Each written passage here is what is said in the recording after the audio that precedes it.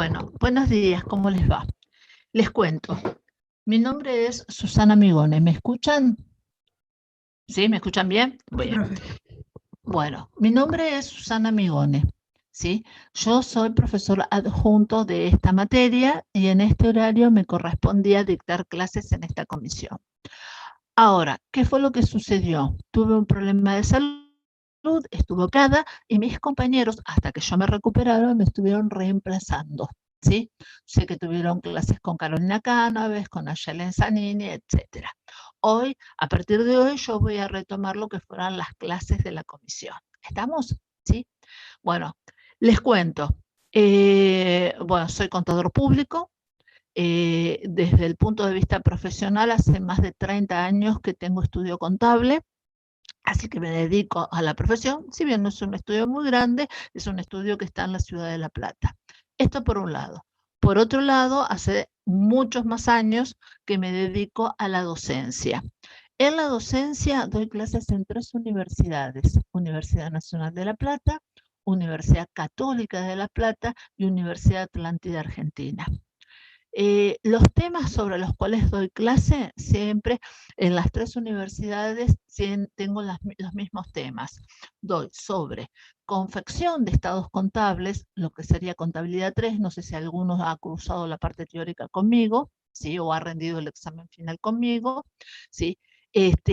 Y todo lo que tenga que ver con análisis de información, con los distintos nombres que puedan tener las materias, ¿no? Pero siempre analizando información, ya sea analizando estados contables u otro tipo de informes, ¿sí? Que no necesariamente son los estados contables, sino informes contables, informes de tipo financiero, todo análisis de presupuestación, etcétera, ¿sí? Entonces siempre estoy trabajando con esos temas en las 3 universidades.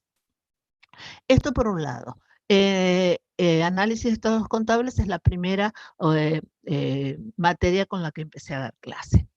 Bien, esto estamos. Por otro lado, de acuerdo a lo que yo consulté con mis compañeros, ¿sí? Acá lo que se vio, sé que llegaron hasta el desarrollo del capítulo número 5 del programa de estudios, y del capítulo número 5 vieron nada más que la primer parte, el enfoque metodológico, sí, la necesidad y demás. Quedaba por ver la segunda parte, donde ya ahí empezábamos a trabajar con un conjunto de ratios, con un modelo como para poder tomar decisiones. Sé que esa parte no la desarrollaron. Entonces yo voy a enganchar desde esa parte para adelante. ¿Sí? Bien, para poder ver este tema, chicos, ahí vayan a mirar. En la segunda parte, fundamentalmente, Enrique Fuller Newton, análisis de los estados contables. Enrique Fuller Newton, análisis de los estados contables. Sobre el final del libro, no recuerdo si es el capítulo 9 o el capítulo 10, ¿qué es lo que tiene? Va a hablar del conjunto de ratios que normalmente un inversor o un acreedor puede utilizar para tomar decisiones.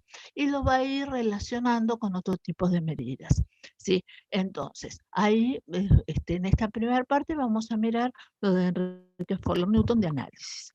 Yo me armé unas fichas de trabajo como para que ustedes me puedan ir siguiendo lo que les voy a ir explicando. ¿Estamos? Voy a compartir las fichas, ¿sí? Para que ustedes la puedan ver y puedan tomar notas sobre esas fichas. Bueno, empiezo a compartir. Así empezamos. ¿Pregunta, chicos? No. En principio no. Esperen que hay alguien más para admitir. Acá tenemos. Bien, vamos a compartir la ficha. Para compartir, acá, medidas contables y combinación. Bueno, yo acá les armé una pequeña ficha, ¿sí? Con la cual ustedes me van a poder ir siguiendo sobre el tema. La parte segunda, ¿sí? La unidad 5, en la segunda parte les leo en líneas generales sobre qué temas tratas. La unidad 5 era metodología para la toma de decisiones. En su segunda parte hablábamos de modelos de toma de decisiones y acá lo dividían Basados en medidas contables o en combinación de medidas contables y de mercado. Ventajas, desventajas propias, la lógica del modelo, las limitaciones, etc. Basados en flujos de fondos descontados y tasas ajustadas de riesgo. También ventaja, desventaja, complementariedad y relación entre ambos tipos de modelos, ¿sí? Entonces, esto por un lado. Si vamos a mirar, sí, la primer parte que tenemos, que es basado, sí, en medidas contables o combinación de medidas, ¿qué es lo que vamos a encontrar? Que en los estados contables ya pueden venir acompañados, ¿sí?, de cierto conjunto de ratios que le va a servir al usuario de la información para poder tomar decisiones. Ustedes saben que si miramos en nuestras normas locales, el usuario de la información de los estados contables, ¿quiénes van a ser? Van a ser los acreedores y los inversores. Y los estados contables le tienen que satisfacer necesidades de información. Si yo soy un acreedor, ¿qué necesidades de información tengo? Bueno, ahí fundamentalmente quiero saber la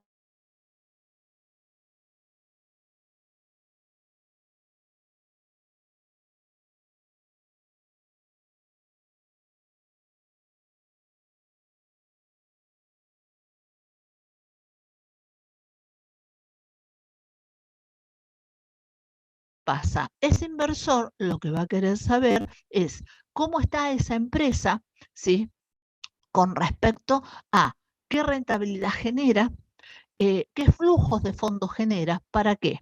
La rentabilidad se va a traducir en dividendos y a la medida que tengan flujos de fondos, esos dividendos se van a transformar en dividendos pagados.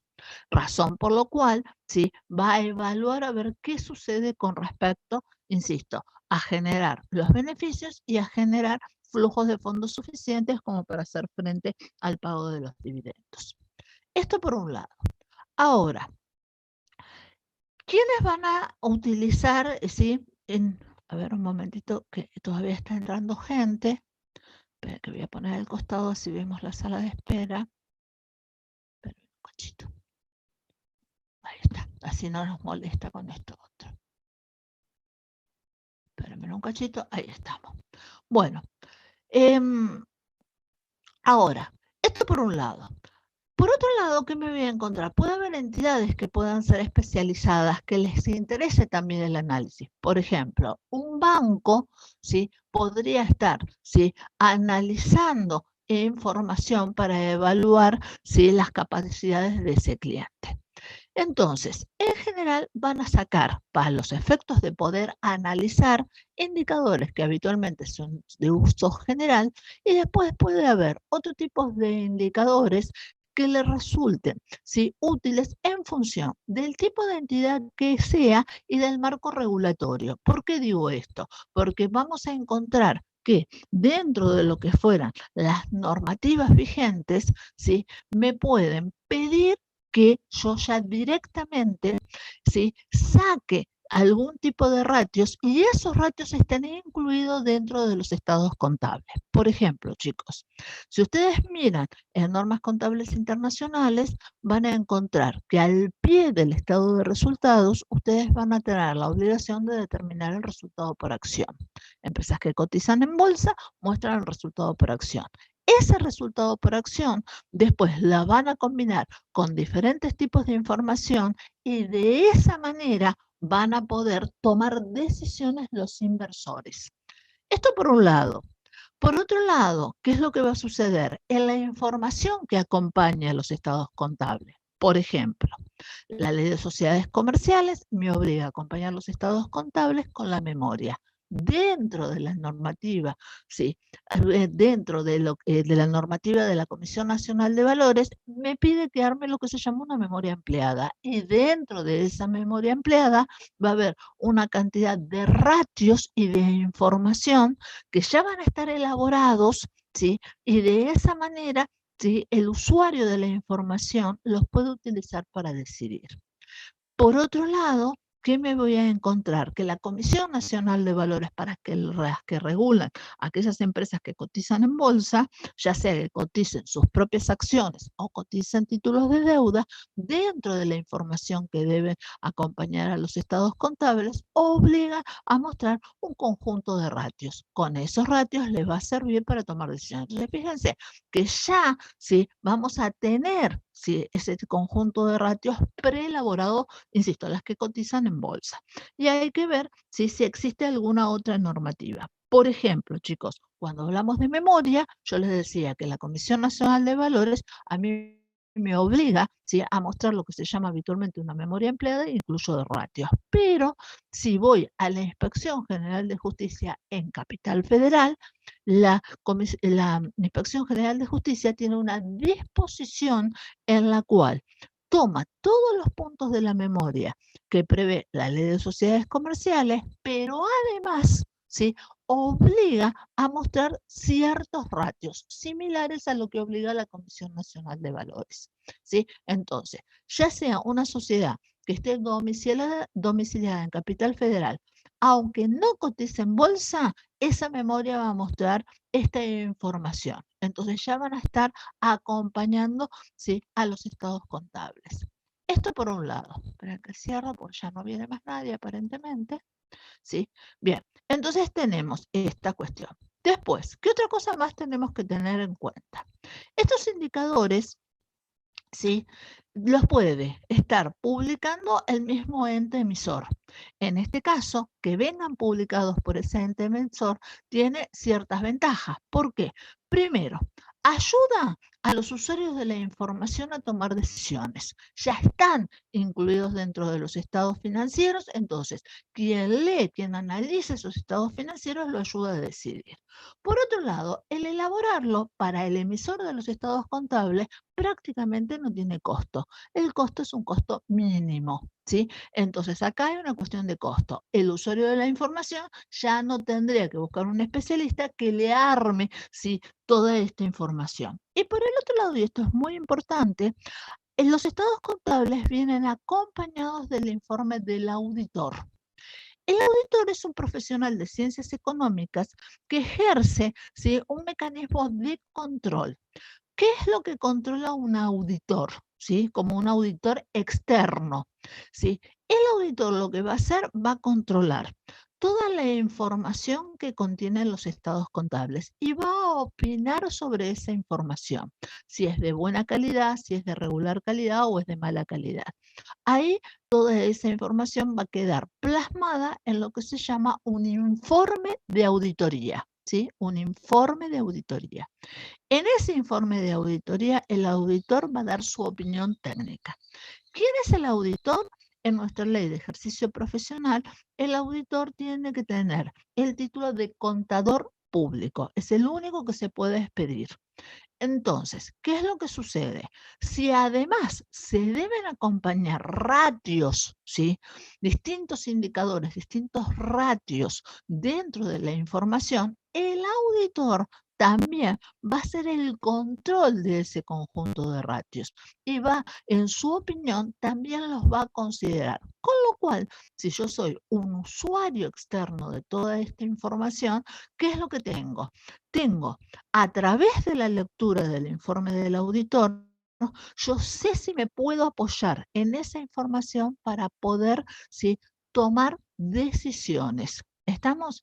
Entonces, en ese caso, ¿sí? yo veo si esa información es de buena, de regular, de mala calidad. Normalmente dentro del informe hay una parte que se llama el dictamen profesional y ahí es donde el auditor se expide. Entonces yo, usuario de la información, que tengo que decidir con esa información, ahí veo si me puedo apoyar o no en la información de los estados financieros más ese conjunto de ratios. Entonces esa es la ventaja de que parte de esos ratios ya están contenidos ¿sí? dentro de lo que fuera ¿sí? la información de los estados contables. ¿sí? Esto por un lado. Ahora, ¿qué tipo de ratios puede llegar a aparecer? ¿sí? ¿Cuáles podemos tener? Bueno, esos ratios que normalmente tienen que ver con los requerimientos, ¿sí? vamos a tener, acá hice un enunciado, ¿sí? Vamos a tener resultado por acción ordinaria, ¿sí? El resultado del periodo y el resultado integral por cada clase de acción ordinaria que tengan derechos diferenciados sobre las ganancias. Se debe presentar como corresponde el resultado por acción, el básico y el diluido. Bueno, paremos acá. Ustedes ya en contabilidad 3 vieron el tema del resultado por acción.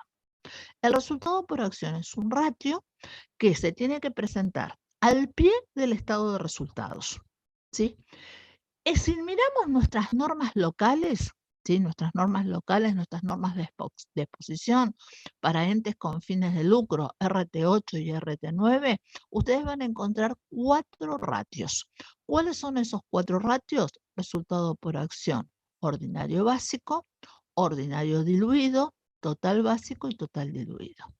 Que un resultado por acción sea ordinario o fuera total, ¿qué significaba? Ahí dependía de los resultados que se tomaran. Si era ordinario, solamente íbamos a incluir los resultados ordinarios del periodo. Cuando hablábamos de resultado por acción total, ¿qué íbamos a incluir, chicos? En ese caso, incluíamos no solamente los resultados ordinarios, sino que a su vez le sumábamos los resultados extraordinarios. Entonces ahí tomábamos el 100% de los resultados. Y los dividíamos por números de acciones. ¿Qué número de acciones? Cuando yo hablo de acciones, hablo del capital ordinario. Acá no tengo en cuenta el capital preferido, razón por la cual si yo tengo capital preferido y ese capital preferido tiene preferencia en los dividendos, cuando armo los resultados, restaré el dividendo preferido y del remanente que quede es lo que voy a repartir a las acciones ordinarias. ¿Estamos? Entonces, repito, del total de los resultados, saco si existe capital preferido con preferencia en los dividendos, saco el dividendo preferido y ese remanente que me quede va a ser el resultado que se va a poder distribuir dentro del capital ordinario. Entonces ahí sí lo divido por acciones ordinarias. Entonces, siempre el resultado por acción tiene que ver con capital ordinario. Esto por un lado. Pero a su vez, ese número de acciones podemos sacar 2 ratios también, que es el básico y el diluido. Cuando yo hablo de resultado por acción básico, ¿ahí qué es lo que estoy tomando? Ahí voy a tomar el total de las acciones ordinarias, ¿sí? ¿Y qué voy a hacer? A esto voy a tener que ir a mirar si las tengo que ajustar de alguna manera, de ese número de acciones. Bueno, ¿por qué las puedo ajustar, chicos? Primero, porque tenga acciones propias en carteras. La ley de sociedades me permite que ante una amenaza grave, yo con ganancias líquidas y realizadas, yo empresa, puedo salir a comprar mis propias acciones. Si salgo a comprar mis propias acciones, yo no hago achique de capital, sino que lo que estoy haciendo, estoy reservando esas acciones y en el momento que esa amenaza grave desaparezca, se podrán volver a colocar esas acciones en el mercado. Normalmente la ley de sociedades me da 1 año con posibilidades que por asamblea yo pueda extender este plazo. Entonces, tomo el total de las acciones ordinarias y las ajustes, si corresponde, por las acciones propias en cartera. Obviamente, esas acciones propias en cartera, nadie se va a presentar a cobrar dividendos. ¿Por qué, chicos? Porque no tienen dueño. Entonces, esta diferencia de valor, ¿qué es lo que me va a dar? Me va a dar las acciones que están en circulación. Entonces, total de acciones ordinarias menos las propias en cartera me dan las acciones en circulación.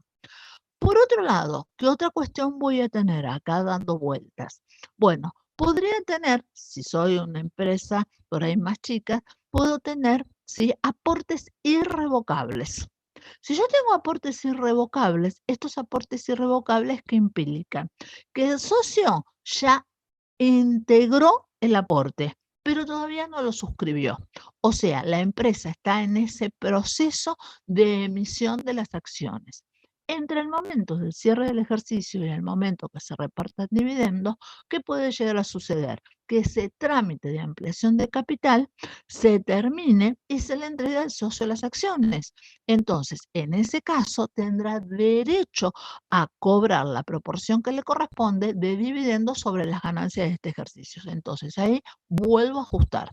Si tengo aportes irrevocables, me fijo a qué equivalen esos aportes irrevocables. Si son acciones ordinarias, entonces en ese caso las tengo que sumar. Entonces, de esta manera armo lo que fuera el resultado por acción básico, ¿sí? Resultado por acción básico. Entonces, tomo el conjunto de las utilidades, le resto los dividendos y lo divido por este número de acciones y determino el resultado por acción básico. Pero, ¿qué sucede? Aparece el resultado por acción diluido. ¿Qué es el diluido? Es cuando una empresa ya tiene firmados contratos en los cuales cabe la posibilidad que con posterioridad al cierre del ejercicio se incremente el número de las acciones ordinarias. Veamos algunos ejemplos. Bueno, ¿qué ejemplos tenemos, chicos? Bueno, primer ejemplo, yo tengo emitidos títulos de deuda, obligaciones negociables, títulos de deuda, que se puedan transformar en acciones ordinarias. A través de un canje, la empresa puede aceptar que venga el acreedor y me cambie una obligación negociable por una acción ordinaria. Si existe esto y hay una probabilidad de que se pueda dar, entonces, ¿qué es lo que voy a hacer? En el diluido, lo que voy a hacer es justamente, supongo que el acreedor ejerció esa opción, entonces de esa manera diluyo, o sea, reparto entre más acciones el mismo resultado. Entonces, incorporo, ¿sí?, la cantidad de acciones que podría tener por obligaciones negociables. Por otro lado, puedo tener un lanzamiento de opciones. ¿Qué es una opción? Bueno, acá lo que estoy haciendo, estoy lanzando. Yo soy el que emito las opciones de compra. ¿Qué es lo que va a pasar? Yo, empresa, tengo acciones. Las ofrecí en el mercado y no me las compraron, ¿sí? O no las ofrecí, las emití y no las ofrecí. Entonces, en vez de venderlas directamente, lanzo, se dice de esa manera, lanzo opciones de compra. ¿Qué es un lanzamiento de opción de compra? Es una operatoria bursátil donde les estoy diciendo que compren en el futuro. Por ejemplo, a la fecha de cierre del ejercicio, ¿sí?, tengo un lanzamiento que vence, por ejemplo, cierro el ejercicio en marzo y el lanzamiento vence, cierro el ejercicio en diciembre y el lanzamiento vence en marzo. Entonces, le doy la opción a quien compró esa opción de compra que en marzo me compre acciones y ya fijo precio, ¿sí? Ahora, a la fecha de cierre del ejercicio todavía no ejercieron esa opción, pero cabe la posibilidad que si la ejercen, yo le tenga que entregar las acciones y reparta el resultado, ¿sí?, en mayor cantidad de acciones. La realidad es que hasta la fecha del cierre esa situación todavía no se dio, pero se puede dar en el futuro. Entonces, en esos casos, ¿qué es lo que voy a hacer? Para separar entre el básico y el diluido, ¿qué es lo que hago? Me fijo todos estos contratos que pueda tener firmado ese ente, en donde cabe la posibilidad que se incremente el número de acciones, entonces ahí sí, con esa probabilidad incremento el número de las acciones, o sea, el denominador va a ser mayor. Pero ojo, en el numerador también tengo que ir a mirar, porque ¿qué pasa? En el primer ejemplo que yo les di, una opción de transformar un título de deuda en una acción. ¿Qué es lo que pasa? Si hay intereses devengados que están como una pérdida incluidas dentro del resultado, el hecho de ejercer esa opción de canjear un título de deuda por una acción, que implica que a lo mejor la empresa no los tiene que pagar ese resultado, no tiene que pagar esa pérdida. Entonces, en ese caso, también tendría que ajustar el resultado. Ahí hay que mirar cada situación en particular.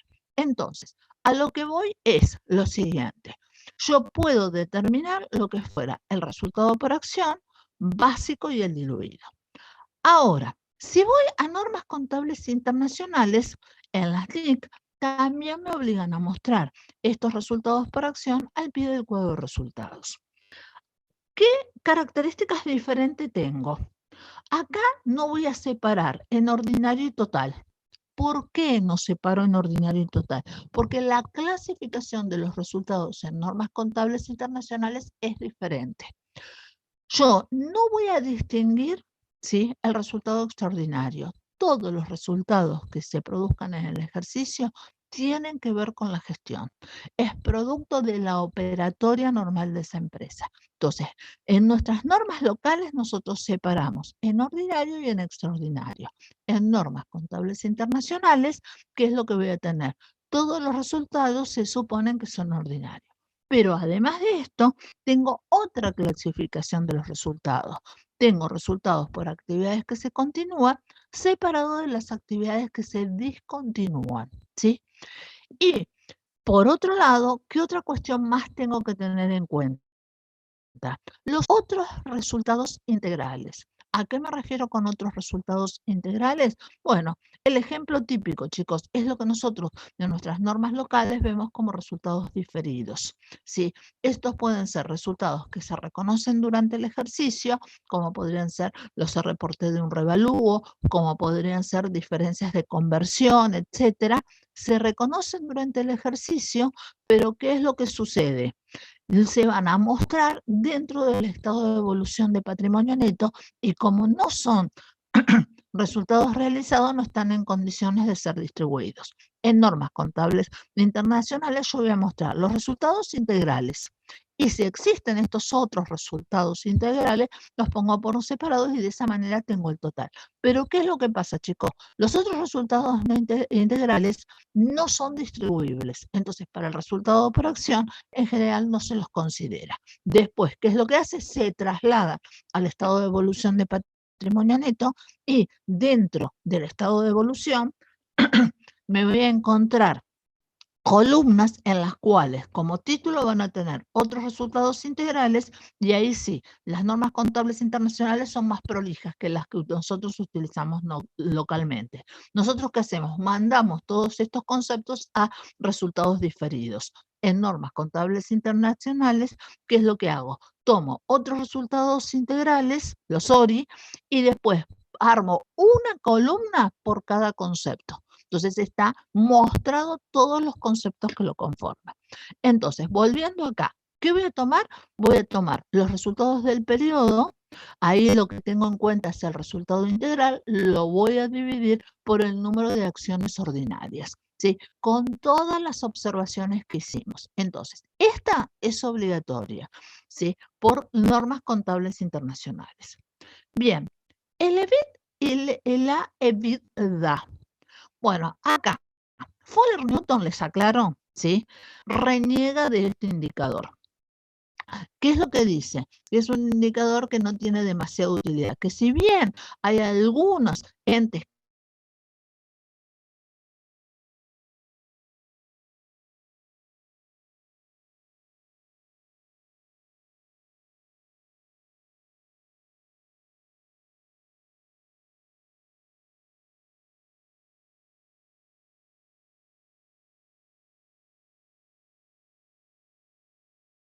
valor y le va a servir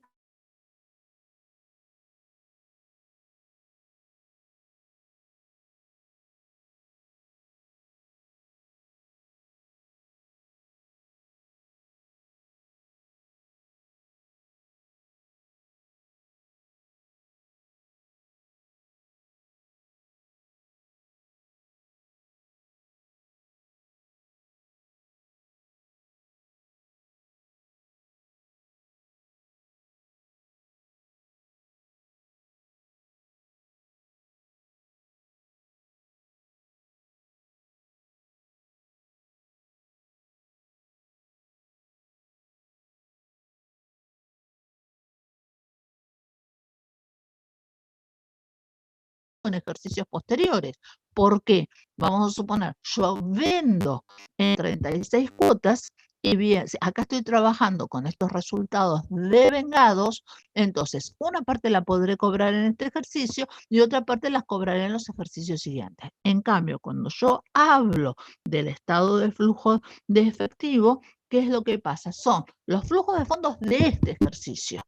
lo que se cobró y lo que se pagó en este ejercicio. Entonces, si bien lo puedo asimilar, puedo hacer comparaciones de lo que este estado de resultados, ¿sí?, corregido a través del EBITDA pueda generar a través del tiempo, lo puedo comparar con lo que se generó en este ejercicio. Me sirve como información, ¿sí?, como un dato más como para poder sacar conclusiones. ¿Estamos? Bien. Entonces, insisto, Fowler-Newton es un indicador que en línea general no le interesa o dice que no tiene demasiada utilidad. Vieron que Fowler siempre es bastante crítico en todas estas cuestiones. Bueno, ¿qué otra documentación tenemos? Fíjense, el documento de práctica emitido por el IASBA en el 2010. Esta es una normativa, ¿sí?, que me obliga a armar distintos informes. Primero, comentarios de la gerencia, ¿sí? Cuando hablo de comentarios de la gerencia, ¿qué estoy diciendo? Acá revelan todas las medidas de rendimientos y otros indicadores. Dentro del comentario de la gerencia saca tasas de rendimiento. Cuando yo hablo de una tasa de rendimiento, chicos, estoy hablando de rentabilidad. Una tasa de rendimiento habitualmente me relaciona un resultado sobre el esfuerzo que tuve que hacer para poder obtener ese resultado. O sea, ¿sí?, ese esfuerzo es la inversión que tuve que hacer para poder obtener estos resultados. Entonces, dentro de estos informes, ¿sí?, van a aparecer estos tipos de resultados, ¿sí? Esto por un lado. Y pueden aparecer otros tipos de indicadores que la gerencia considere pertinente, ¿sí?, para evaluar fundamentalmente el progreso de ese ente. Bueno, tienen que hacer una reseña de todo lo que fueron hechos relevantes, hacer comparaciones con los ejercicios anteriores para ver cómo evolucionó la actividad, ¿sí? Y si hubo algún cambio en los rendimientos o en los indicadores utilizados, deben dar explicación. Esto por un lado. Bien, y eso en líneas generales, ¿sí? Van a tener que armar, sí, todo lo que tenga que ver con comentarios de la gerencia sobre toda la situación y el marco de la presentación. Vamos a las normas argentinas. En nuestras normas argentinas, acá también tenemos una cantidad de indicadores que pueden aparecer y que me van a ayudar, ¿sí?, a tomar decisiones, ¿sí?, en las normas de nuestro país. Primera cuestión, es la reseña informativa de las entidades con cotización. ¿Qué tengo en las reseñas informativas? Primero, si es una entidad con cotización, la Comisión Nacional de Valores va a ser la que va a regular toda la presentación de información, no solamente de los estados financieros, sino de todo otro tipo de informes que acompañan a esos estados financieros, ya sea que el estado financiero sea por un periodo intermedio. Recuerden que las empresas que cotizan en bolsa hacen presentaciones trimestrales, balances trimestrales, o que acompañan al balance anual, a la presentación a los estados contables anuales. Entonces, en esa reseña informativa va a ir acompañando a los estados contables. Dentro de lo que es esa reseña informativa, en la parte pertinente que tiene que ver con los indicadores, van a aparecer ratios. Ahora, acá tenemos que hacer una aclaración. Si esa empresa que emite los estados contables es una empresa que es una controlante, ¿sí? Es una controlante. ¿Qué obligación tiene, chicos? Tiene la obligación de presentar estados consolidados. Cuando hablamos de este conjunto de ratios, ¿sí?, estos ratios van a ser calculados sobre los estados consolidados. Recuerden que van a presentar los estados consolidados como grupo económico y si corresponden presentarán los estados contables de esa empresa en particular. Pero en principio van a presentar los estados consolidados del grupo. Entonces, cuando arman estos indicadores, va a ser los indicadores por el grupo económico. Bien, ¿qué ratios vamos a tener? Bueno, los ratios van a ser ratios de liquidez. Cuando yo hablo del ratio de liquidez, estoy analizando el estado de situación patrimonial. Y este es un análisis de corto plazo. Es un análisis de corto plazo. ¿Cómo voy a armar este ratio de liquidez? Va a ser la relación del activo corriente dividido el pasivo corriente. El activo corriente, chicos, es el generador por excelencia de qué cosa. Primero de los resultados. Si es corriente, ¿qué es lo que estoy estimando? Que lo voy a realizar en el corto plazo. Si tengo mercaderías, considero que esas mercaderías van a ser vendidas y cobradas dentro del próximo ejercicio. Entonces, el activo corriente es el generador por excelencia de los resultados del próximo ejercicio. ¿Y qué más tenemos, chicos? Tenemos a su vez que no solamente me va a estar generando los resultados, sino que además me está generando flujos de fondos.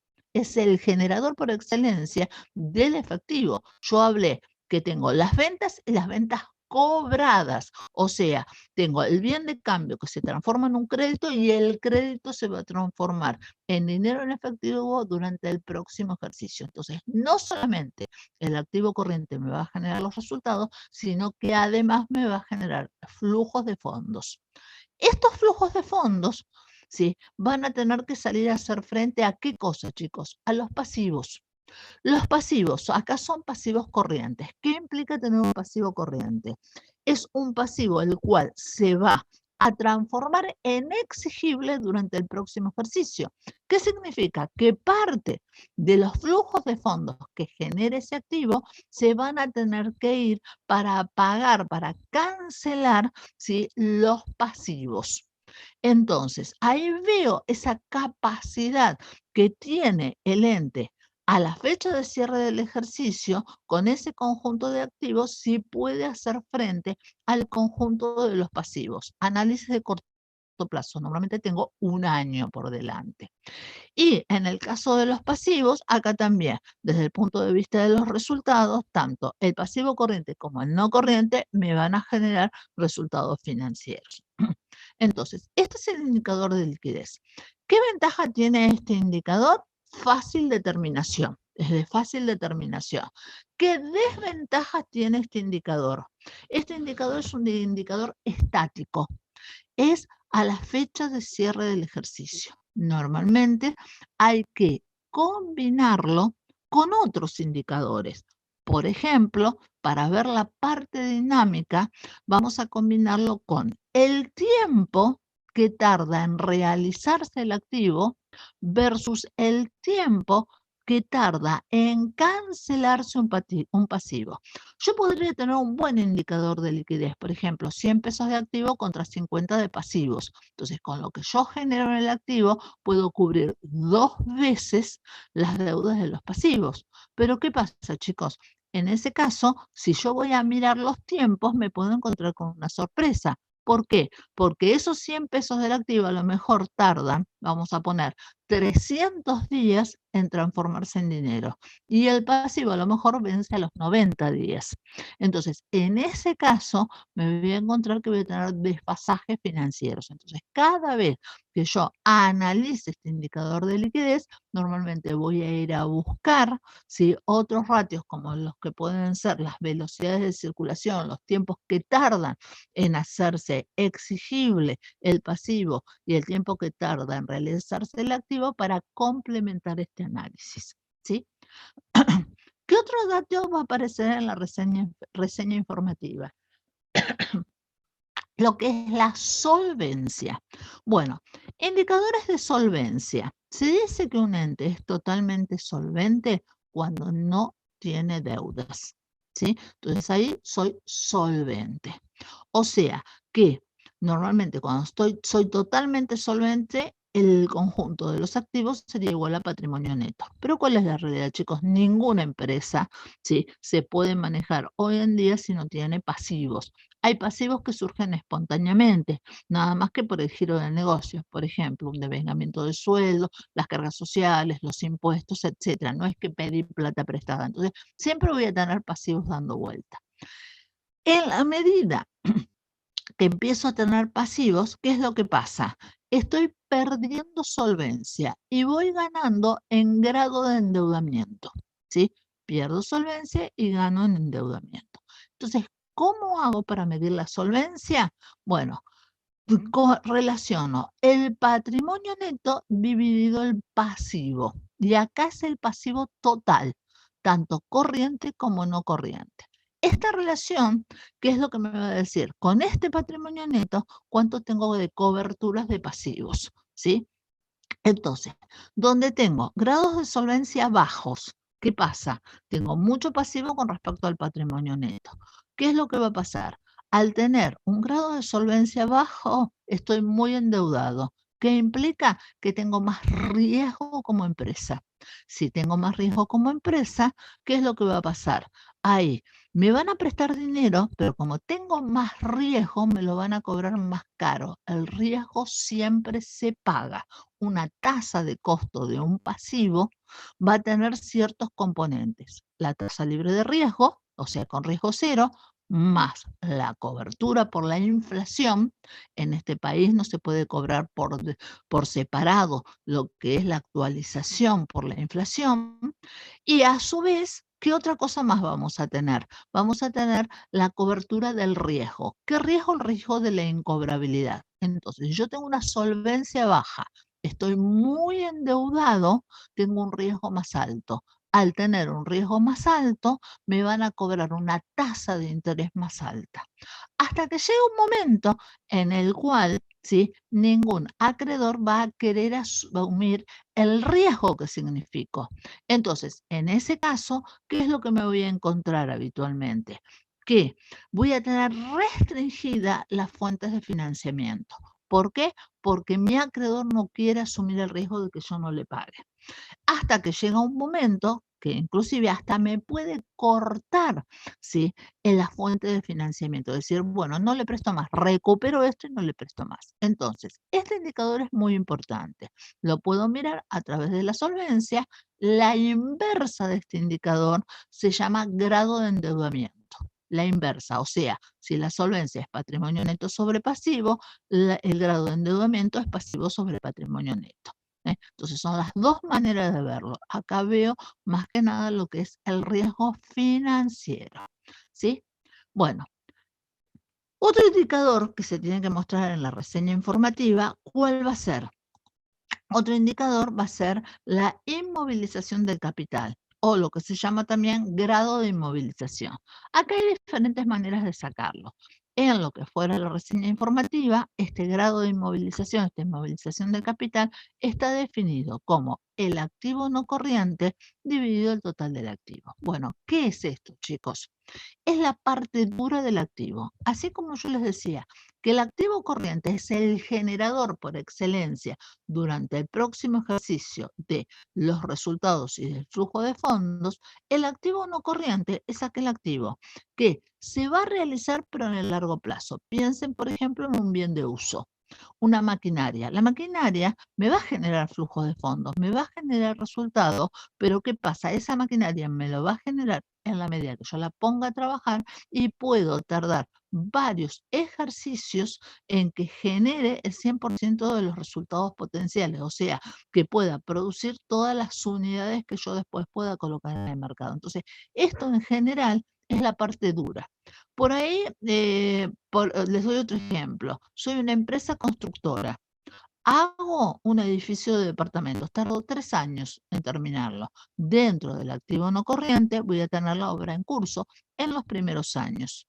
Esa es la parte dura del activo. A la larga, ese activo se va a transformar, ¿sí?, en flujos de fondos y en resultados. Pero insisto, es en el largo plazo, ¿sí? Entonces voy a tardar varios ejercicios. Entonces relaciono la proporción que tengo de activo no corriente sobre el total del activo, ¿sí? Entonces, ¿qué proporción? Y esta relación también es interesante. ¿Por qué? Porque normalmente yo puedo separarlas a las empresas en capital intensiva y mano de obra intensiva. Cuando hablo de capital intensiva, son actividades que tienen grados de inmovilización altos, donde para poder desarrollar la actividad o prestar un servicio, tienen que hacer inversiones importantes en activos no corrientes. Les doy un ejemplo, una petroquímica. tiene que armar todos los procesos productivos, tener las instalaciones y demás. Normalmente tienen una inversión muy importante en activos no corrientes. Entonces puedo decir que ese tipo de actividad es una capital intensiva. Utilizo muchos bienes de capital. En cambio, una empresa que es mano de obra intensiva en general tiene grados de inmovilización bajos, ¿sí? Una empresa de servicios, por ejemplo, podría ser, ¿sí?, alguien que utilice más mano de obra que inversión en bienes de capital. Entonces, este indicador me ayuda para entender qué tipo de ente se trata.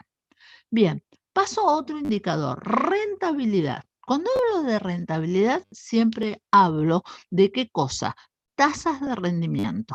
Análisis de rentabilidad, tasa de rendimiento, tasas de resultados son sinónimos. Cuando yo tengo una medida de rentabilidad, chicos, en el numerador siempre va a haber resultados. Después veo qué tipo de resultados pongo, pero en principio en el numerador es el resultado. Y en el denominador lo voy a dividir por el esfuerzo que tuve que hacer para poder obtener ese resultado. Normalmente ese esfuerzo, ¿con qué lo puedo asimilar? Con la inversión. ¿Cuánto tuve que invertir, ¿sí?, para poder obtener ese resultado en particular? ¿Sí? Bueno, acá no veo porque tengo, déjenme mirar un poquito, lo voy a subir porque si no, no se ve. Bueno, ¿qué es lo que tengo acá, chicos? No, me fui al diablo. Esperen que me fui de la hoja. Bueno, ¿qué es lo que tengo acá? Si yo hablo de una medida de rentabilidad, cuando yo armo la reseña informativa, ¿qué es lo que voy a tomar? Voy a tomar el resultado neto del ejercicio. ¿Sí? Resultado neto del ejercicio. No incluye los ORI, o sea, otros resultados integrales. Recuerden que estos resultados se muestran, si existen, por ejemplo, un revalúo, etcétera, se muestran, pero estos resultados se van a distribuir en el momento que se realicen. Con lo cual, en principio, si bien los reconocí en este ejercicio, su posterior distribución va a ser en la medida que aquellas transacciones que me lo originaron se fueron realizando. Entonces, recién ahí los voy a sacar de otros resultados integrales y lo voy a poner como un resultado no asignado. En la asamblea de accionistas, recién en esa situación estarán en condiciones de poder ser distribuidos. Cuando yo saco la rentabilidad, normalmente tomo el resultado neto del ejercicio, pero ¿qué pasa? No incluyo a estos, porque insisto, en un primer momento, estos no están en condiciones de ser distribuidos. Se reconocieron el ejercicio, pero no se distribuye. Y en el denominador, ahí tomo la inversión. ¿Cuál va a ser la inversión? La inversión que hicieron los socios en el patrimonio de esa empresa. ¿Sí? Ahora, este indicador solo aparece para los estados anuales, o sea, yo analizo estados financieros que corresponden a un año. Si soy una empresa que cotiza en bolsa y tengo estados trimestrales, no saco la tasa de rendimiento trimestral, tomo las anteriores, la liquidez, la solvencia y la inmovilización, pero el de rentabilidad solamente en el anual. Cuando hablo de patrimonio, tomo el patrimonio promedio. ¿Por qué? Porque ese patrimonio del inicio al cierre pudo haber tenido modificaciones, distribución, reconocimiento de resultados, etc. Entonces, ¿qué es lo que hago? Tomo el patrimonio neto promedio. Entonces, voy a la rentabilidad. Tomo el resultado neto del ejercicio, sin considerar los ORIs, y lo divido por el patrimonio neto promedio. ¿Esto qué me va a dar? Me va a dar la tasa de rendimiento que tenga el socio en el año. ¿Estamos? Bien, vamos a la memoria. Vamos a la memoria. En la memoria, ¿qué es lo que pasa? Si yo voy a trabajar con la ley de sociedades comerciales, en la memoria, no sé si ustedes recuerdan, igual en memoria lo vemos en la unidad siguiente. Ahora lo explico en líneas generales. En la memoria, si ustedes recuerdan, en el artículo 66 de la ley, ¿qué es lo que tenemos? Vamos a tener 7 puntos, ¿sí?, que de acuerdo a la ley, en la ley me dice que si se dan estas circunstancias, tengo la obligación de mostrar información. Uno de esos puntos, ¿cuál es, chicos? El primer punto dice las razones de variaciones significativas operadas en las partidas de activos y pasivos. Entonces, ¿qué me encuentro? Que cuando armo información para mostrar, ¿sí?, en la memoria, voy a tener la obligación de mostrar qué cosa, chicos. Voy a tener la obligación de mostrar las composiciones tanto del activo como del pasivo. ¿Cómo lo voy a mostrar? Voy a hacer en la reseña de la memoria, voy a mostrar la estructura de esa situación patrimonial. Mostraré el activo corriente, el activo no corriente y el total de activos comparativo de la situación actual del cierre actual versus el cierre anterior. Lo voy a mostrar no solamente en el estado de situación, sino en la memoria. Lo mismo para los pasivos. Voy a tomar el pasivo corriente, el pasivo no corriente, tomaré el total de los pasivos y el patrimonio neto. Entonces, de esa manera muestro comparativo con respecto al periodo anterior. Esta forma de mostrar la situación patrimonial lo tienen previsto. Primero, Inspección General de Justicia en Capital Federal, a través de una disposición de la Inspección General de Justicia, obliga a que dentro de la memoria se muestre esta información. Y las empresas que cotizan en bolsa también tienen la obligación en la memoria de mostrar esta información comparativa. Pero además, en esas disposiciones también va a mostrar información comparativa con respecto a los resultados. Con respecto a los resultados. ¿Qué van a mostrar? Van a mostrar el resultado operativo ordinario, ¿sí?, la situación actual y el periodo anterior, resultados financieros y por tenencia en forma comparativa, otros ingresos y egresos también los muestran en forma comparativa, el resultado neto ordinario. Si soy una empresa, recuerden que esto también lo van a mostrar en Capital Federal. Si soy una empresa que no cotiza en bolsa, ¿qué es lo que tengo? Voy a mostrar resultados extraordinarios. También en forma comparativa, el impuesto a las ganancias, ¿sí?, en forma comparativa, y el resultado neto. Entonces, esta información aparece como una grilla dentro de lo que es la memoria. Y por último, en el estado de flujo de efectivo, acá también se muestra información comparativa. ¿Qué es lo que se va a mostrar dentro de lo que es la memoria? Los fondos generados o utilizados o aplicados por cada una de las actividades. ¿Qué actividades tenemos? Tenemos actividades operativas, actividades de inversión y actividades de financiación. Y el flujo de fondos neto o final que me genere, ¿sí?, durante ese periodo de tiempo. Entonces, en una columna muestro la situación actual y se compara con el periodo anterior. Entonces, fíjense que excede lo que tenía previsto originalmente la memoria, de acuerdo a la ley de sociedades. La ley de sociedades solamente mirábamos activos y pasivos. Acá no, acá hacemos comparativa toda la información. Además de esto, en la memoria, ¿qué otra cuestión más vamos a tener?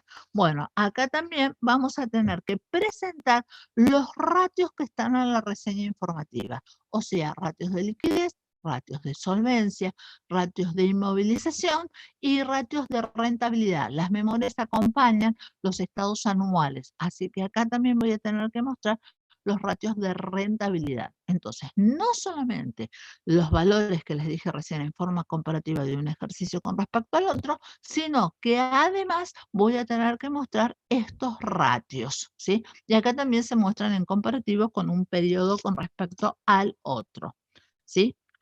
Bien, vamos a tener ratios que están calculados por terceros, ¿sí?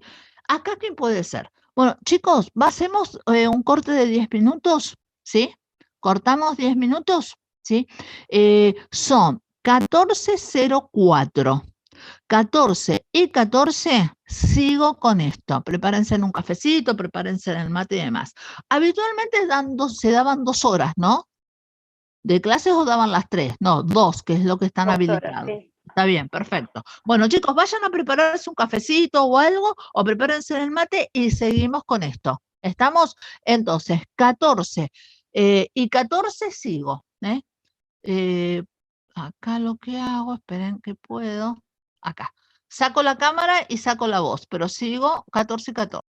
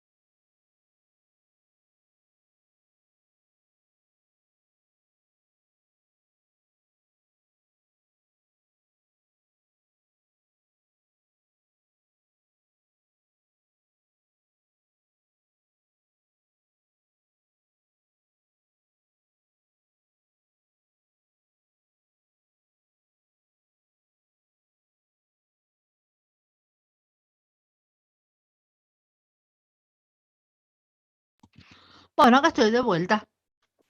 Bueno, ratios calculados por terceros. Fíjense, hasta ahora habíamos visto los ratios que aparecían habitualmente dentro de la información contenida en los estados contables. Bien, ¿qué puede hacer este cálculo de los ratios? Bueno, en principio, ¿qué podríamos tener? Periódicos especializados. Si ustedes miran, por ejemplo, ámbito financiero, ¿sí? Cronistas comerciales o los diarios económicos, sobre todo del fin de semana, normalmente hacen estudios de las acciones y nos van dando diferentes tipos de ratios, ¿sí? Cuando analizan un papel, una acción, entonces ahí arman ratios y muestran la evolución a través del tiempo de esa empresa en particular o de ese papel en particular. Bueno, los asesores, ¿asesores de quién? De los inversores. Acá normalmente voy a tener los brokers de negocios. Estos brokers de negocios normalmente ya tienen inclusive en sus ordenadores, ya tienen hasta programas que incluyen la información y de esa manera sacan diferentes conjuntos de ratios como para ayudar al inversor a tomar decisiones, ¿sí? Esto por un lado. Acá hago una aclaración con respecto a los ratios. Acá existen dos corrientes para poder sí, tomar decisiones, que en algún momento estas corrientes no iban de la mano. Hoy en día sí, que son la corriente fundamentalista. Si yo soy un asesor de los inversores bursátiles, puedo estar trabajando con lo que es la corriente fundamentalista. La corriente fundamentalista lo que hace es analiza los ratios de los estados contables, busca toda la información que tenga que ver con los movimientos de esa empresa, ¿sí? A través del tiempo y de las perspectivas futuras que tiene. Entonces se aplica todo lo que sea ratios, el del pasado, de los ejercicios pasados, y a su vez si tiene información proyectada sobre la información proyectada. Y en base a eso se toman decisiones. Después apareció en la época cuando fue ministro de Economía Cavallo, que abrió la economía, ahí aparecieron lo que se llamó el análisis técnico o el análisis de los technicals.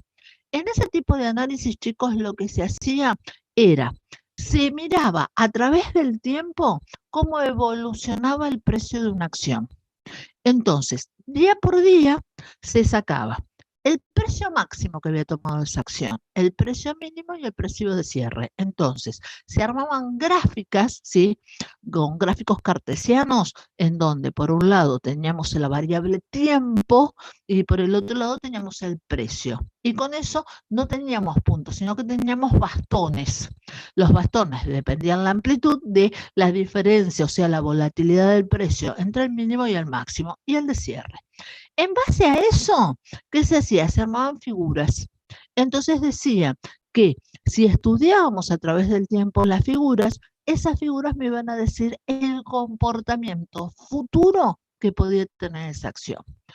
Estos programas que tenían previsto el análisis técnico fue traído de Estados Unidos. Pero ¿qué pasa? Muchos de estos programas en nuestro país no funcionaron, ¿sí? Entonces, ¿qué fue lo que pasó? Aparte, en nuestro país tiene un mercado de valores muy chico, muy acotado, entonces, ¿qué pasaba? Donde aplicaban un programa de estos, analizaban la información y decía que había que comprar, todo el mundo salía a comprar, había que vender, todo el mundo salía a vender y sin querer se influenciaba en lo que era el precio en aquel momento. Después, en la medida que lo fueron utilizando, se dieron cuenta que esa no era la única manera de análisis. Y por el otro lado, en la época de Cavallo también hubo apertura. ¿Qué significó apertura? Que empresas de nuestro país podían comercializar sus acciones, por ejemplo, en el mercado de Nueva York. Ahí sí, imagínense que el volumen que podía tener una empresa argentina al lado de todo el volumen de Nueva York, ahí era muy difícil que una operación de nuestro país, que se diera en nuestro país, pudiera sí, mover el precio. Entonces, en estos casos, ¿qué pasó? Con el correr de los años, hoy en día, no se desprecia ninguna de las dos formas. Yo voy a analizar todo lo que es la información, pero además voy a tomar todo lo que es el análisis técnico. Entonces, combino los dos como para poder ayudarme a decidir, ¿sí? Entonces, normalmente estos asesores bursátiles trabajan, insisto, con el análisis técnico y con el análisis fundamentalista. Bueno, ¿quién más puede sacar ratios? El mismo mercado de valores o las bolsas de comercio. Normalmente cuando hacen reseñas de información en líneas generales, ellos aplican estos ratios y estos ratios, sí, son normalmente, toman estado público, ¿sí? Entonces lo van a ir mostrando. Y por último, ¿qué tenemos? Organismos estatales de regulación, ¿sí? Acá va a depender del organismo, ¿sí? El tipo de información que vaya a buscar. Y podría haber otros que también, ¿sí? Puedan sacar, ¿sí? Este tipo de ratios. Bueno, esperen que siga un poquito más acá. Bueno, ¿qué es lo que van a evaluar? Acá vamos a poner ya directamente. Si yo tengo que evaluar para la suscripción, la compra, la retención o la venta de acciones, ¿sí? Yo soy un inversor.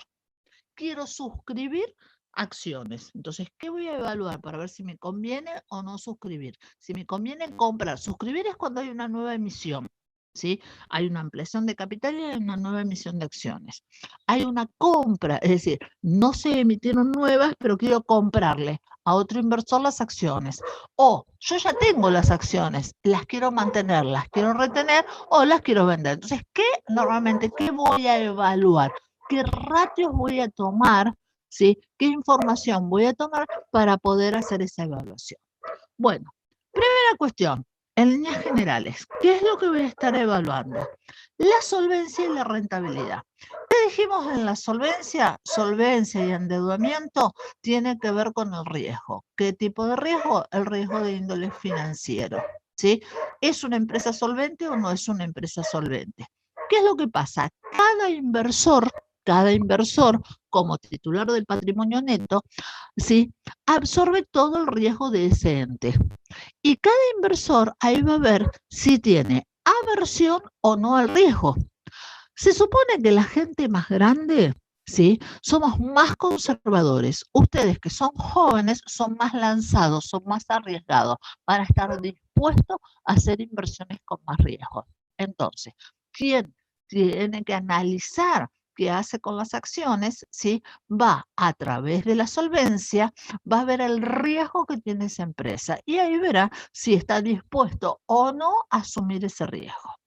Ahora, a mayor riesgo, le voy a pedir en la inversión mayor tasa de rentabilidad, o sea, mayor resultado, mayor tasa de ganancia. Dijimos, y lo repetí hace un ratito, ¿sí? Que cuando yo hablo, ¿sí? De rentabilidad, ¿de qué estoy hablando, chicos? Estoy hablando de, por un lado, tener, ¿sí? Una retribución que es la tasa libre de riesgo, con riesgo cero. ¿Cuánto me rinde con riesgo cero? Esto por un lado, pero también me encuentro que normalmente vamos a buscar dentro de esta tasa que me cubra los efectos de la inflación. En este momento, chicos, nosotros estamos en un pico de inflación. No sé si ya salió la inflación del mes pasado. Estaba anunciado que en el transcurso del día de hoy se iba a decir y se iba a sacar la proyección para el año de la inflación.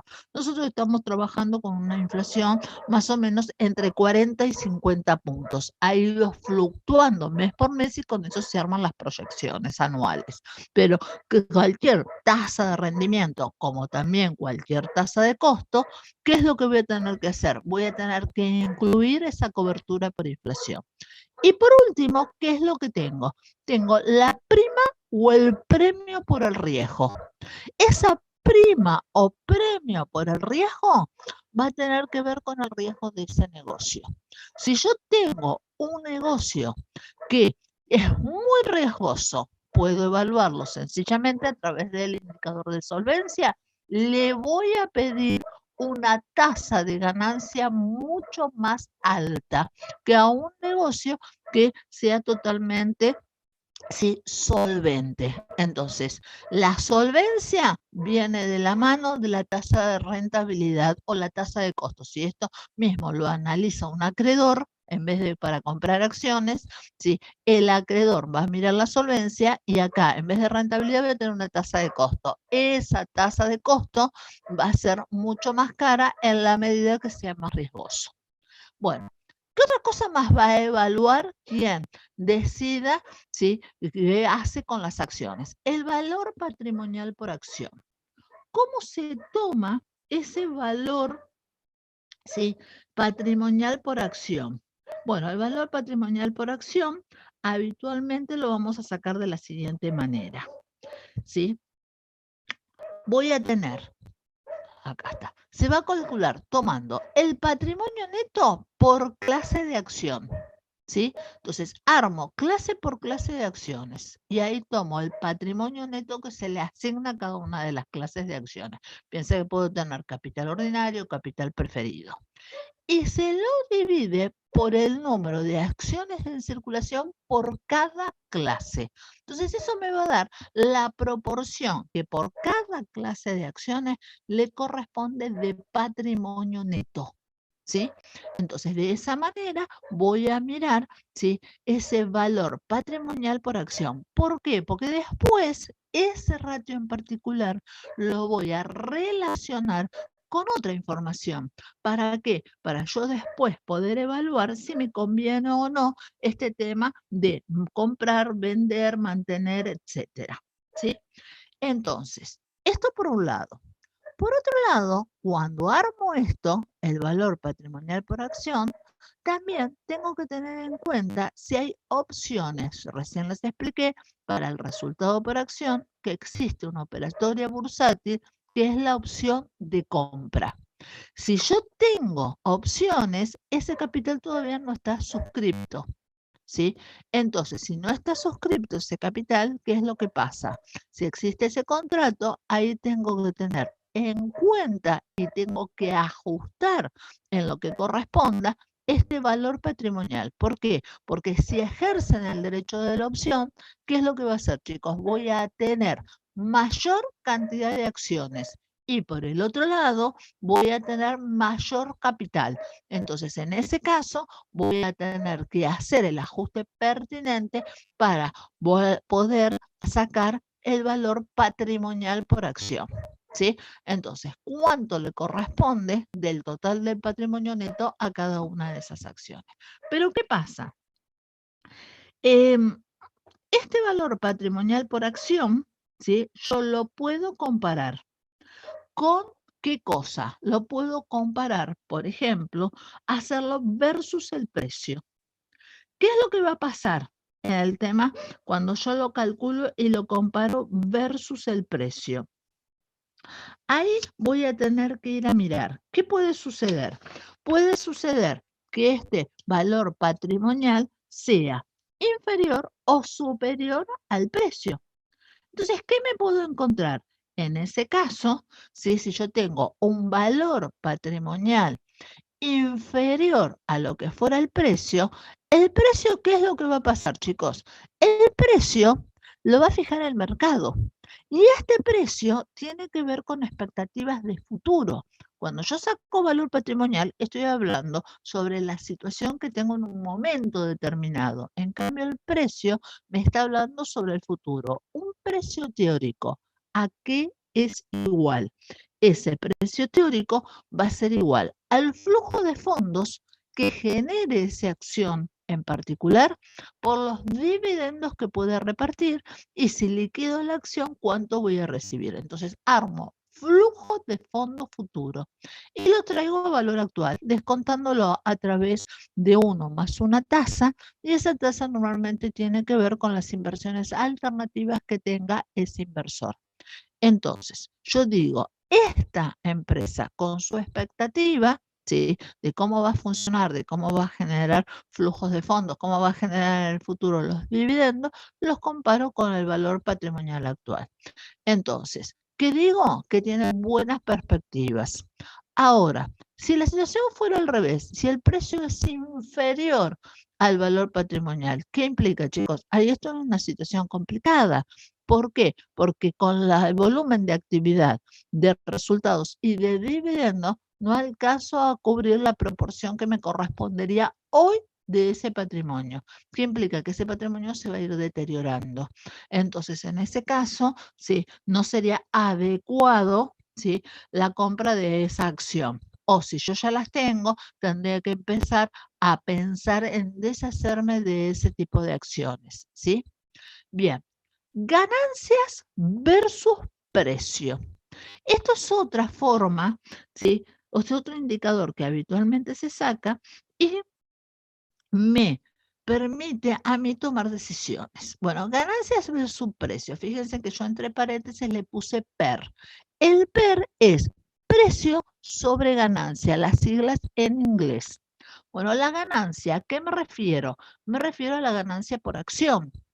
¿Cuál acción? De la acción ordinaria, o ya la sacamos, fue uno de los primeros indicadores que expliqué cómo se sacaba. Entonces, voy, me fijo el resultado por acción.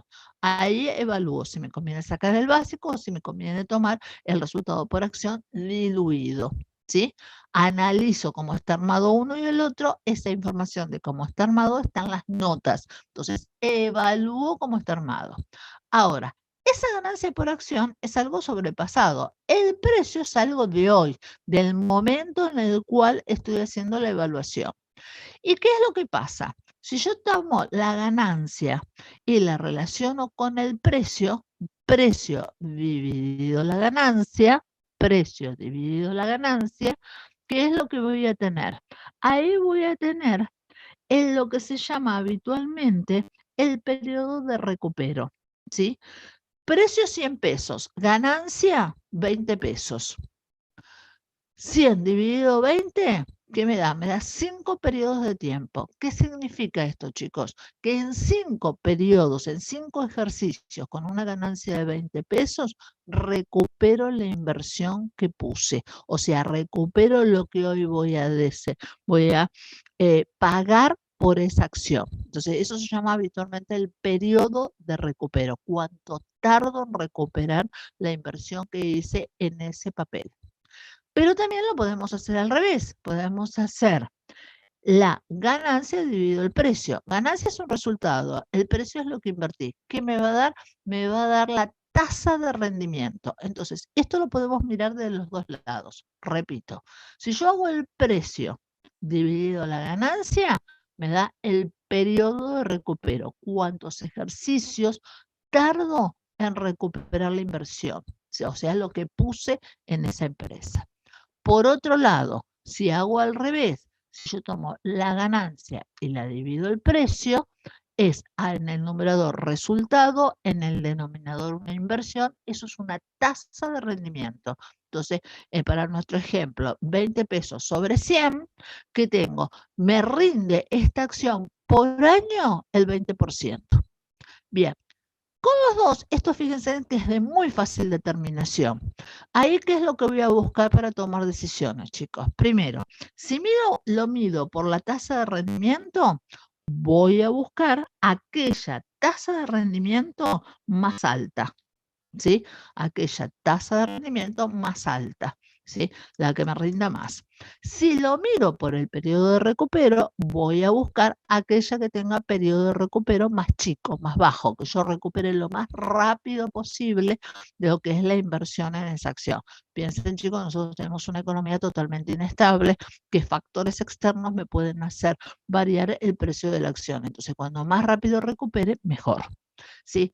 Esto por un lado. Ahora, para poder hacer comparaciones de una acción de una empresa con respecto a la acción de otra empresa, ojo, ¿por qué? Pues yo con esta regla diría, bueno, sí, yo tomo periodo de recupero más bajo o la tasa de ganancia más alta. Ahí tengo que ir a mirar, primera cuestión, ¿qué tipo de actividad realizan? Estos indicadores puedo comparar con actividades similares, porque depende de la actividad, es cuánto yo tarde en recuperar la inversión. Normalmente puedo tener actividades, puedo comparar, por ejemplo, un banco contra otro banco, una industrial contra otra industrial que se dediquen a lo mismo, ¿sí? Y por el otro lado, el otro factor que me hace decidir es el riesgo asociado que tiene esa inversión. Entonces, muchas veces puedo aceptar porque tengo un periodo de recupero corto o una tasa de ganancia muy alta, pero cuando miro el riesgo de ese papel, el riesgo de ese negocio, no estoy dispuesto a aceptarlo. Entonces, esto para tomar decisiones, insisto, comparo normalmente empresas que se dediquen a similar actividad y tengo que también tener en cuenta que otra cosa, el riesgo asociado. Bien, ¿qué otra cosa más podemos mirar acá, chicos? La ganancia versus el valor patrimonial. Entonces, el valor patrimonial es el valor patrimonial por acción. Esto es la ganancia. Y esto es el valor patrimonial. Esto es la inversión que tuve que hacer. Entonces, ¿qué tengo acá, chicos? Acá tengo lo que se llama la rentabilidad histórica.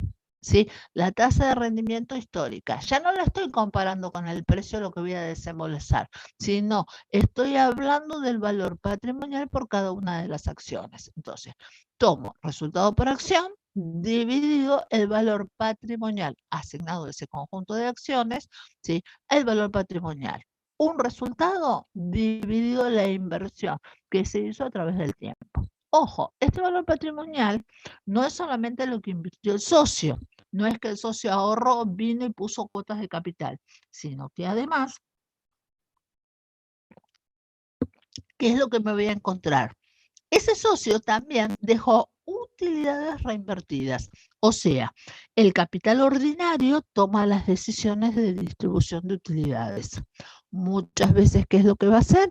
Va a dejar reinvertidos sus resultados porque esta empresa le está prometiendo una tasa de ganancia más alta. Entonces, cuando hablo de valor patrimonial, tomo, ¿sí? Ese valor patrimonial proporcional, tomo todo el conjunto de los resultados, ¿sí? Acá es en cuanto al valor patrimonial voy a tener todo lo que aportó el socio, pero además todos aquellos resultados que el socio no se llevó y quedó reinvertido en la empresa. Entonces, la ganancia por acción dividido el valor patrimonial por acción me da lo que es habitualmente lo que llamamos la rentabilidad histórica, ¿sí? Bueno, después podemos tener indicadores que los puedan relacionar con los dividendos. Siempre estoy tratando de analizar qué hago como un inversor. Bueno, indicadores relacionados con dividendos. ¿Qué puedo tener? Puedo tener el resultado distribuible por acción. Bueno, ¿qué es esto del resultado distribuible por acción? Bueno, primero tengo que determinar qué es ese resultado distribuible. Bueno, normalmente el resultado distribuible va a ser aquel conjunto de resultados que yo esté en condiciones de poderlo distribuir. ¿Qué es lo que pasa? Puedo tener, si miro el estado de evolución de patrimonio neto, ¿qué tengo? Voy a tener, por un lado, reservas. ¿Las reservas se pueden distribuir? No.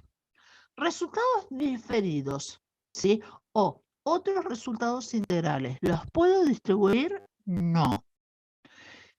¿Dónde voy a ir a mirar, chicos? Voy a ir a mirar a los resultados no asignados. Resultados no asignados. Entonces, esos resultados no asignados, en principio, no tienen ninguna traba para ser distribuidos. Pero, ¿qué sucede? Si voy a mirar a la memoria de los estados contables, ¿yo puedo distribuir el 100% de esos resultados? En principio les digo que no. ¿Por qué? Porque tengo que ir a mirar la propuesta que hacen los directores. ¿Qué pasa? El director es el que administra esa empresa. El director sabe si ante determinadas circunstancias tiene que reservar parte de los resultados. Entonces, ¿qué es lo que voy a ir a mirar? Voy a ir a mirar si tiene que constituir reserva legal, si tiene que constituir reservas estatutarias y la propuesta de las reservas voluntarias. Entonces voy a tomar los resultados no asignados. En la próxima asamblea se va a aprobar la distribución del resultado del ejercicio y si tengo que constituir reservas, parte de esos resultados no se van a poder distribuir. Entonces, resto todos aquellos resultados que se van a inmovilizar, que no se van a poder distribuir, los restos. ¿Y qué le sumo, chicos? Bueno, podría suceder que el directorio promueva que si desapareció una circunstancia por la cual se había constituido una reserva, por ejemplo, una reserva estatutaria o una reserva voluntaria, que se desafecte la reserva. ¿Qué efecto tiene una desafectación de reserva? Significa que lo saco de los resultados reservados y lo vuelvo a tener dentro de los resultados no asignados. Entonces, de esa manera voy a tomar los resultados distribuibles. Entonces, volviendo, chicos, vengo, miro resultados no asignados, analizo lo que es la propuesta de distribución, me fijo si se va a trabar o destrabar parte de los resultados y de esa manera me da el resultado distribuible, ¿sí? El total del resultado distribuible. ¿Y después qué hago? Lo divido por el número de acciones, ¿sí? Acá siempre voy a estar trabajando con acciones ordinarias. ¿Por qué? Porque si yo tengo al capital extraordinario, ojo, con los resultados del ejercicio, primero cubro el dividendo, acciones preferidas, dije cualquier cosa. Si yo tengo capital preferido y tiene preferencia en el dividendo, con el resultado del ejercicio, yo primero debo cubrir ese dividendo preferido y del remanente lo distribuyo en la acción ordinaria. Entonces, el resultado distribuible es por acción ordinaria. Entonces, hago el ajuste de lo preferido y después sí lo hago. Ahora, ¿cuál es la realidad, chicos? Yo, en la realidad, no distribuyo el 100% de los resultados, ¿sí? Las empresas no distribuyen el 100% de los resultados. Este resultado distribuible por acción está presuponiendo que redistribuyen el 100%. O sea, lo que le asignaría, ¿sí? Si tuvieran que distribuir absolutamente todo, ¿sí?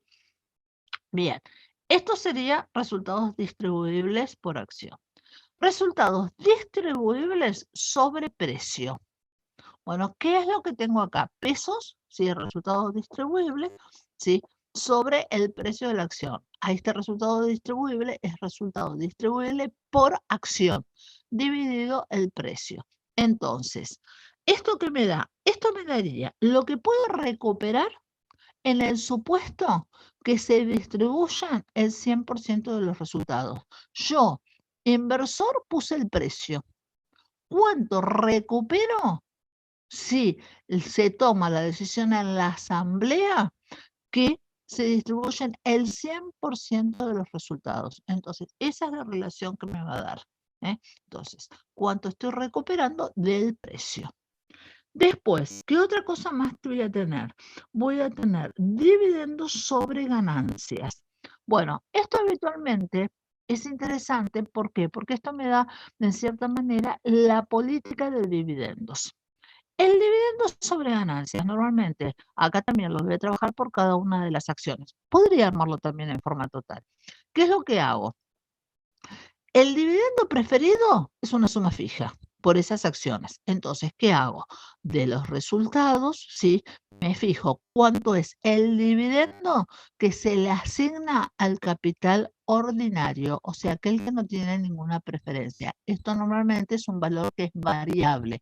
La asamblea va a decidir qué dividendo le asigna a la acción ordinaria. Y esto lo voy a comparar con las ganancias. Lo hago en forma total o lo hago por cada una de las acciones. Bueno, ¿qué tengo acá?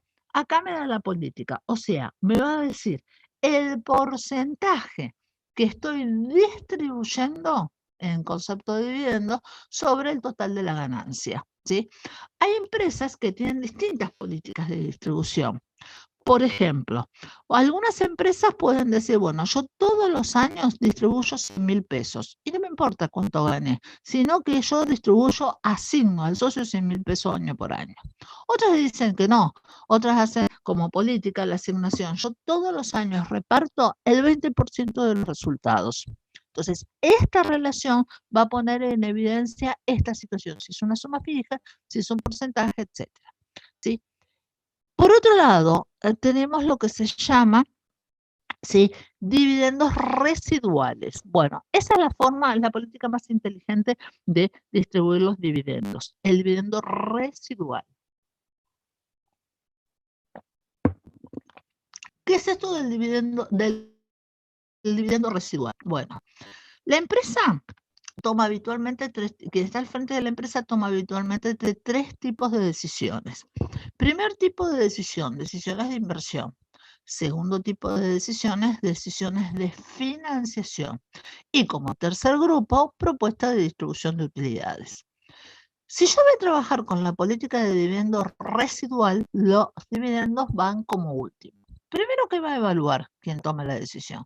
Lo primero que va a evaluar va a ser la política de inversión en activos. ¿Qué proyectos de inversión espera encarar esa empresa? Segunda cuestión, una vez que tiene ese proyecto de inversión y que sabe cuánto tiene que invertir por cada periodo de tiempo, va a evaluar qué otra cosa. Va a evaluar las formas de financiar ese proyecto de inversión. ¿Sí? De qué manera lo puede financiar. Entonces ahí va a mirar qué proporción se puede financiar con pasivos de terceros, qué proporción se puede financiar con patrimonio neto. Si financia con patrimonio neto, ahí que vamos a tener. Tengo que ver cómo hago para financiar con patrimonio neto. En algunos casos se podrá pedir nuevos aportes de capital a los socios y en otros casos, ¿qué es lo que voy a hacer? Hago lo que se llama la retención de utilidades, o sea, trabo la utilidad. O constituyo una reserva o la dejo en resultados no asignados. Pero el socio no se lleva parte de esas utilidades porque necesita en el momento que ese resultado se realice, ¿sí? Ese resultado realizado me va a ayudar a financiar el proyecto de inversión. Con lo cual, si va a distribuir dividendos, va a ser sobre el valor residual. Por ejemplo, tengo 100.000 pesos de resultado y yo necesito 80 para el proyecto de inversión. Quiere decir que solamente voy a poder distribuir residualmente los otros 20.000 pesos. Entonces, eso es una política donde priorizo la inversión, priorizo mantener una estructura de financiamiento adecuada y del remanente que me quede, si es que corresponde, entonces en ese caso, ¿qué es lo que voy a hacer, chicos? Ahí voy a distribuir dividendos. Entonces, esta razón de dividendos me va a permitir poder estudiar qué política tiene esta empresa, ¿sí? Esto en cuanto a este apuntecito que yo les había hecho. Ahora, puede haber otros indicadores. Por ejemplo, un indicador que aparece, acá dejo de compartir, sí, acá dejo de compartir y me voy a compartir pantalla, perdón, la pizarra. Así, cuando comparto la pizarra, sí, escribo, ¿dónde está la pizarra? Acá está. Vamos a compartir pizarra y vemos algún otro indicador, chicos. Bueno, ¿qué otro indicador puedo tener? ¿Sí? Hay un indicador que se llama de capitalización bursátil. Espera que anoto. Capitalización bursátil. Bueno, este indicador, ¿sí? Habitualmente yo lo tengo, lo armo. ¿Por qué? Porque en este indicador lo que me acerca es el valor, ¿sí? De ese patrimonio a un valor económico real. Acá también, acá Fuller Newton no está de acuerdo, pero es una forma, ¿sí? ¿Cómo determino este valor de la capitalización bursátil? Tomo el precio de la acción y lo multiplico por la cantidad de acciones ordinarias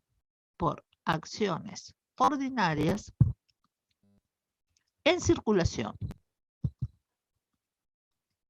Entonces, ¿qué es lo que hago? Del total de las acciones en las cuales está dividido el capital, lo multiplico con el precio. El precio que dijimos tiene que ver con las perspectivas futuras. Entonces, ese es un valor que se acerca a un valor económico. Es una forma de sacarlo. Ahora, Fuller Newton, que es muy crítico y que no lo quiere este indicador, como tantos otros, ¿qué es lo que dice? Primera cuestión. Dice que los precios están sujetos a otro tipo de factores que me lo pueden hacer cambiar. Y por el otro lado, si voy a mirar quiénes son los dueños de las acciones, ¿sí? ¿Quiénes son? En general, voy a tener un capital que está concentrado en pocas manos, que normalmente son los que controlan a las empresas. Ese capital, chicos, no se comercializa en el mercado de valores. ¿Y qué pasa? Este precio surge del mercado de valores. ¿sí? De la oferta y de la demanda, pero ese capital mayoritario, ese capital, ¿sí? Ese inversor que es dueño de ese capital mayoritario, que negocia, que sienta a los directores, ¿sí? A las personas en el directorio, etcétera, ese capital, esas acciones no se comercializan en el mercado. Solamente este precio tiene que ver con una porción minoritaria que permanentemente está cambiando de mano en mano.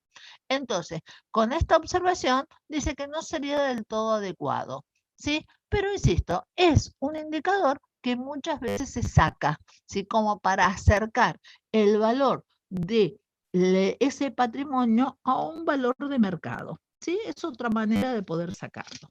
Bueno, después podemos tener otro conjunto de indicadores. Por ejemplo, ratios de índole patrimonial, ¿sí? Que se pueden sacar, ratios patrimoniales. Bueno, acá tenemos un montón de ratios que podemos sacar. Nosotros vimos recién el ratio de liquidez. Ahora, este ratio de liquidez también se puede sacar de otras maneras. Cuando vi liquidez dijimos activo corriente dividido pasivo corriente. Hay algunos autores que proponen para sacar un ratio de liquidez, ¿sí? Variantes de este ratio de liquidez, como el activo corriente menos el pasivo corriente. Esta diferencia entre activo corriente y pasivo corriente se lo llama capital de trabajo. Y a esta diferencia se la va a dividir, ¿sí? Por el pasivo corriente. Dividido pasivo corriente. Es otra forma de estudiar la liquidez. También podemos armar un ratio de liquidez que habitualmente se lo llama la liquidez ácida, ¿sí? Que va a ser el activo corriente menos los bienes de cambio. Esto dividido, ¿sí? Esa diferencia de valor dividido al pasivo corriente. ¿Sí? Todo el conjunto. Tanto el activo corriente, espero que le pongo acá los paréntesis, si no queda mal. Entonces, acá hago activo corriente menos los bienes de cambio y a ese valor que me da, sí, lo divido el pasivo corriente. ¿Qué estoy infiriendo ahí, chicos? Ahí lo que estoy infiriendo es que tengo ciertas dificultades para las ventas, sobre todo en la época de recesión. Fíjense, ese era un buen indicador el año pasado con el COVID, donde se paró todo lo que fueran las ventas, ¿sí? Para analizarlo con la liquidez ácida. ¿Por qué? Porque como estaba la economía parada, no se vendía prácticamente nada con el resto de los activos corrientes que tenía, con los saldos en caja y banco, con las inversiones de corto plazo, con los créditos por ventas que tenía por cobrar, cuánto podía llegar a cubrir de ese pasivo corriente. Entonces, ellos también me ayudan a estudiar y a tomar decisiones. Después, tengo otro conjunto de ratios que son los ratios del ciclo operativo, ¿sí? Ratios del ciclo operativo. Este ratios del ciclo operativo habla de qué cosa? Me va a hablar de medidas de tiempo. Habíamos dicho que una de las limitaciones que teníamos en la liquidez era que era un indicador estático, que era en un momento determinado. Bueno, acá lo que voy a hacer, voy a determinar la rotación guión la duración de los componentes tanto del activo como del pasivo, ¿sí?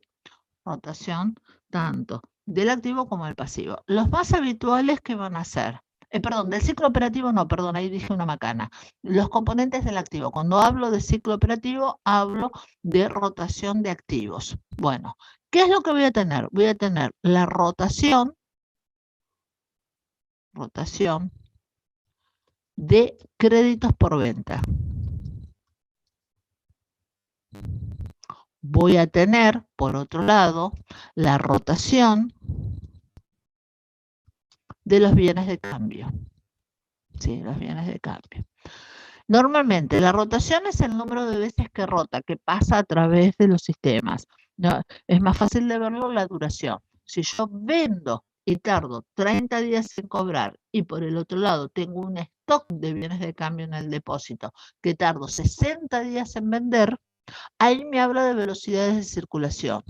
Los bienes de cambio 60 más 30 de los créditos, yo tardo 90 días, ¿sí?, en poder, ¿sí?, colocar, poder realizar, poder recibir flujos de fondos por estos rubros del activo. Entonces, estos también son ratios que habitualmente se tienen en cuenta. En general, insisto, trabajo con rotaciones del activo. Después, ¿qué puedo tener? Puedo tener ratios que tengan que ver con la financiación. Ratios con financiación. Esperen que los pongo acá. Ratios que tengan que ver con la financiación. Bueno, ¿qué puedo tener acá? Bueno, un ratio que puedo sacar es relacionar el activo, ¿sí?, con el pasivo. Entonces, hago pasivo dividido el activo. ¿Esto qué me va a dar? Del total del activo, ¿qué proporción está financiado con pasivos de terceros? Esto también es otra forma de analizar el endeudamiento. Porque, ¿qué pasa? Si yo tengo que salir a pagar los pasivos, voy a tener que liquidar parte de mis activos. Entonces, eso tiene que ver con el endeudamiento, ¿sí? Después, acá también este indicador se puede abrir de corto y de largo plazo. Entonces, este mismo indicador lo puedo abrir tomando solamente el pasivo corriente, sí, acá lo estoy analizando en el corto plazo, dividido el activo. Entonces, ¿cuánto me está financiando en un año, sí, ese pasivo del activo? Y a su vez lo puedo abrir para tener mayor grado de análisis en esto como pasivo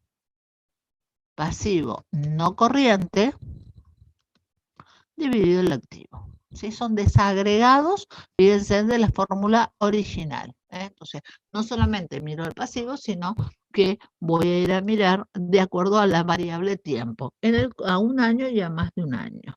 ¿Sí? Si sigo haciendo este análisis, también puedo trabajar con los préstamos. ¿Sí? ¿Qué puedo tener? Puedo tener deudas con entidades financieras. ¿Sí? ¿A qué me refiero con esto, chicos? Yo puedo, dentro de lo que es el conjunto de los pasivos que tengo las deudas comerciales, deudas bancarias, puedo tener remuneraciones y cargas sociales, deudas impositivas y demás. Muchas de estas deudas surgen por el giro normal del negocio.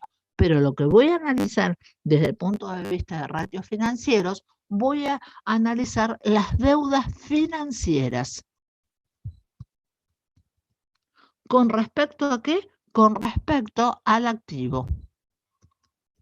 Entonces, ¿cuánto de esas deudas bancarias, de esas deudas financieras, están financiando a lo que es el conjunto del activo? Y al igual que el anterior, puedo a su vez tomar las deudas financieras de corto plazo, o sea, deudas financieras corrientes, dividido el activo, o sea, las que vayan a vencer en el próximo ejercicio con ese activo, ¿cuánto? Uy, se me fue. Bueno, acá tendré que tener activo. También puedo tener, esperen que se me fue el diablo esto, las deudas financieras de largo plazo, o sea, las no corrientes, dividido lo que fuera el activo. Entonces, son distintas formas de análisis, ¿sí, chicos? ¿Sí? Estos serían ratios de tipo financiero. ¿Estamos? Entonces, las de corto y las de largo plazo las voy a analizar. Bueno, después también puedo hacer desagregados de la solvencia y del endeudamiento. Bueno, acá que tengo con respecto a la solvencia y el endeudamiento. Cuando hablamos de solvencia o de endeudamiento, ¿sí?, Lo hago con endeudamiento. ¿Qué dijimos? El endeudamiento es la inversa de la solvencia. Es el pasivo dividido el patrimonio neto. Bueno, ¿qué es lo que pasa? Dijimos que vamos a hacer todo este análisis en el caso de grupos económicos con los balances consolidados. Entonces, si tengo balances consolidados, ¿qué es lo que voy a pasar? Acá voy a tomar el pasivo, ¿sí? El pasivo consolidado, más qué cosa. Si soy una empresa de nuestro país, más la participación del socio minoritario, que también es una fuente de financiamiento, más el patrimonio neto.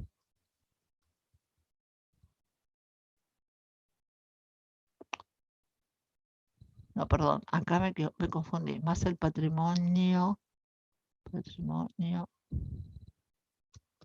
neto. Perdón, acá arriba me confundí. Esto es dividido. Abajo en el denominador, tomo en el numerador el pasivo consolidado y abajo lo divido por la participación minoritaria. Esto no es una deuda, sino es parte del patrimonio, más el patrimonio neto. Piense que las empresas que cotizan en bolsa no tienen la participación minoritaria. En las que no cotizan en bolsa tenemos primero todo el pasivo, después vamos a tomar la participación minoritaria, por último el patrimonio neto. En las que sí cotizan en bolsa, dentro del patrimonio neto ya va a estar incluida directamente la participación minoritaria.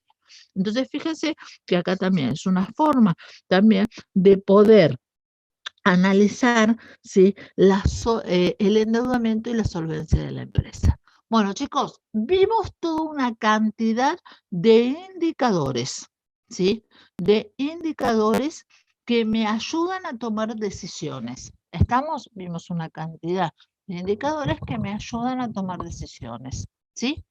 Entonces, con estos indicadores, espera que pongo ahí la camarita, bueno, ahora sí, con todo este conjunto de indicadores, a mí me van a ayudar a tomar decisiones, ¿sí? Entonces, yo trabajo con la información contenida en los estados contables, aplico este conjunto y en base a esto puedo tomar decisiones. No solamente los inversores, sino los acreedores y demás. ¿Qué me va a quedar para la clase próxima? Vamos a analizar, ¿sí?, medidas con flujos de fondos. Entonces, en la clase que viene terminamos de ver, que eso es muy cortito, ¿sí?, todo lo que son medidas con flujos de fondos. Ya son 15:02, así que en un ratito cortamos, ¿sí? Y en la clase que viene ya empezamos a trabajar con lo que sería el punto siguiente del programa. En el punto siguiente del programa voy a tener información utilizada para la toma de decisiones, información pública. Ahí otra vez vamos a empezar a trabajar con la memoria, informe del auditor y demás, y con la información no pública. Entonces, ¿cómo me aparece toda esta información? Entonces, chicos, el martes que viene, 13 horas, continuamos con esto. Pregunta por parte de ustedes. ¿Entendieron, chicos? ¿Sí?